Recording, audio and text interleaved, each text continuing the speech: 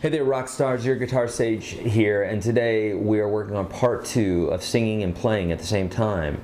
If you haven't seen part 1, you're missing out on a lot, so go back and see that one before you watch this one. Okay, so we were talking about playing Hallelujah and singing at the same time, specifically, just to use an example here, okay? So we're saying, to kind of recap, strumming the chord on the downbeat of the syllable that we were going to sing, okay, and writing that out, okay.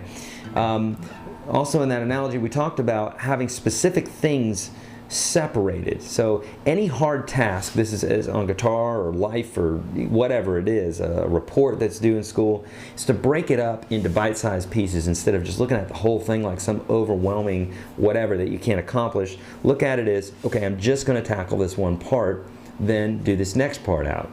Tony Robbins calls this chunking, and I think it's a really clever technique. He didn't invent it, but it's a great technique, especially in music.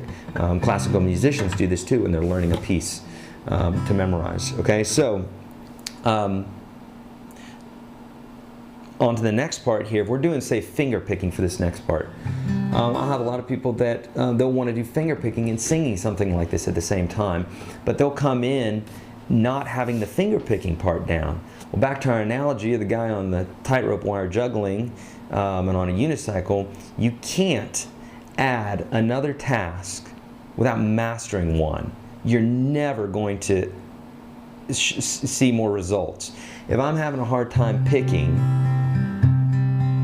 adding singing is just I'm just gonna fall apart. I'm not gonna know what to do, okay? So you're gonna have to work on these things separately, strumming, chords, whatever, until you feel really good about those things. So for instance, if I wanted to sing this, and there was a secret chord that David played and it pleased the Lord, but you don't really care for music, do ya? There's no way I'm going to be able to sing that if I haven't got the finger picking part down, or vice versa. There's no way I'm going to be able to finger pick that part if I haven't got the singing part down. So practicing those separately. Work on the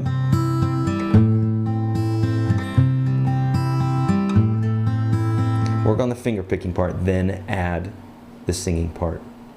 Okay, what else? The other thing is really just slowing these tunes down. That's going to help a lot, especially vocally. If there's a part with, say, like a run in it. What I mean by a run is like if you were to noodle a few notes, you know, that sort of thing vocally, then you're probably not going to do it very cleanly playing it fast if you can't do it cleanly playing it slow or singing it slow.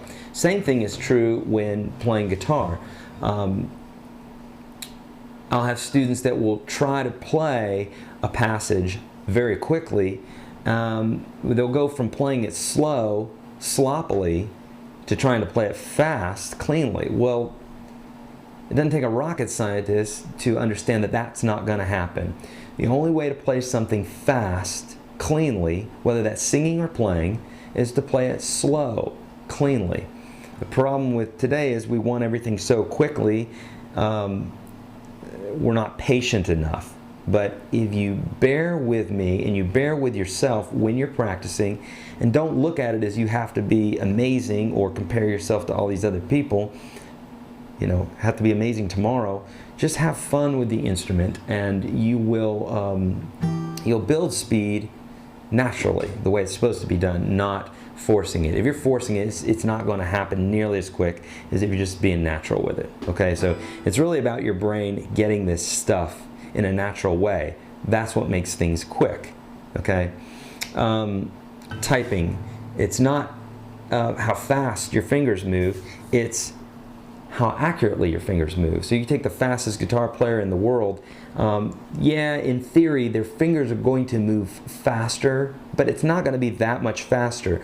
What's happening is they're able to process the information a lot faster, so they're able to think ahead, whereas maybe a mediocre guitar may be thinking 4 notes ahead, a very fast guitar player may be thinking 20 notes ahead, and be able to see that in his mind's eye or in his imagination much further along than somebody who's not quite as schooled or doesn't have the experience or the practice. Okay, so slowing these tunes down is gonna be huge, and it's gonna really help you with your vocal performance as well. So if I'm singing flat and I'm slowing this down, I'm going to be able to find out what note it is that's flat and be able to correct it slowly, then slowly speed up the song.